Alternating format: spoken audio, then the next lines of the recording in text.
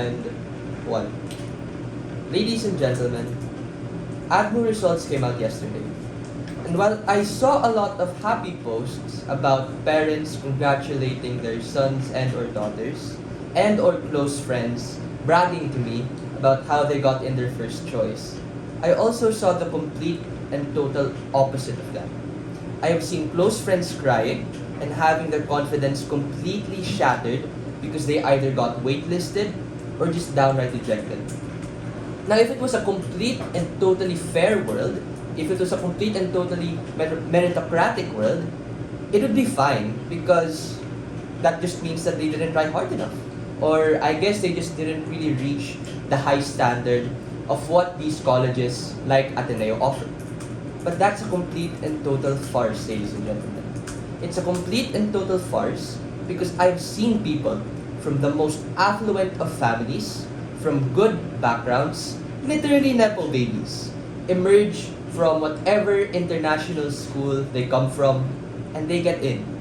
And no, it's a complete insult to the literal people who see this happen on a yearly basis to say and assert, oh, maybe it's just because they're smart, or maybe it's just because they tried hard enough.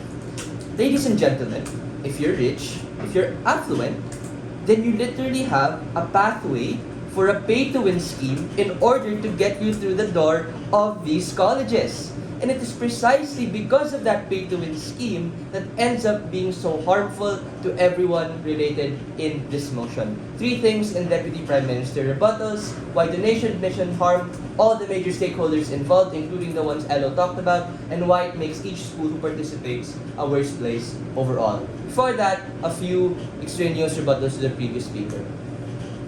PM already preempted and acknowledged the things like grants, like scholarships are important. He told you that there are a lot of other alternatives to get funding, to get donations. In the worst case, that we lost out on a lot of these donations from greedy individuals with false and toxic expectations. We have existing investment and endowment funds to be able to get income. And even if that's not enough, we can just take a loan. The point of the matter is you don't necessarily need this sort of transaction to still be able to get all of the funds that LO said. LO talked about disenfranchised individuals who deserved slots and roles in these Ivy League schools. However, these are the very people who will get robbed of a possible slot because even if they deserve it, they might not get it because another rich donor or their child gets priority. That's the nuance to donor admissions. The previous speaker's case was more about donations in general because the type of people who get in these forms of situations are not going to be the types of people who are robbed of a chance to get in there. More on that later. And lastly, even if we take leader of opposition at their very best, this is a harm we are willing to take. Because there are other alternatives of getting funding, not necessarily just in the form of donor admissions. And we shouldn't rob the opportunities of others on the basis of their nepotism.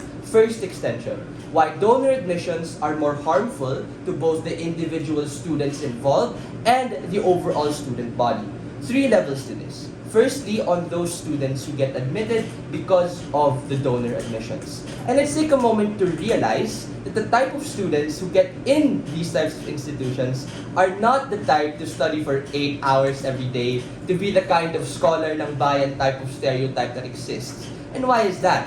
Because of the fact that these students are more often than not, on average, are just not as competent or as rigorous in their academics as opposed to those who get in these institutions based out of their own merit, as per what my Prime Minister said. That's the reason why we have this entire rigorous process in the first place to weed out all the people who are capable of the top tier universities. They're privileged to a certain degree, and they just want the glory and prestige of these Ivy League schools, of this Ateneo in the Philippines, or of this Harvard in the US, without actually putting in the necessary work to be able to be worthy of that type of situation.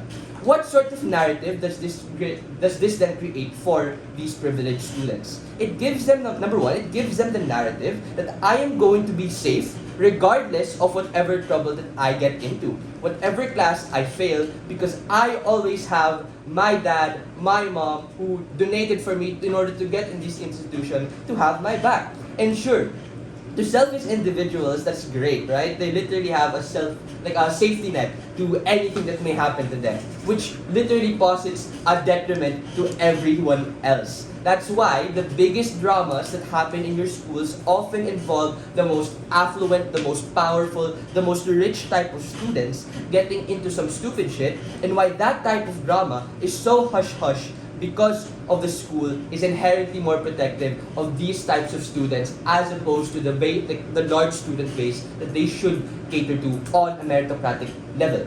And secondly, why is that so much more harmful for the average student? I think it serves a harm purely because of the fact that when these types of situations happen, individual or the average type of students understand that there is just a different hierarchy to things and a different level to things, that they are lesser or that they are less protected by the school as opposed to these individuals who didn't even get in the correct way, who didn't even get in the right way, who basically had to pay in order to get that level in. And I think that's really harmful for us to as to the narratives of these schools as per what Prime Minister mentioned. He said that the legacies of these schools are going to be more harmed in the long term because of all of these because of this precedent that it creates. Second extension, really quickly, why donor admissions compound to making the school a worse place. Why is this true? The reason this is true is because of the narrative that it creates that meritocracy is only limited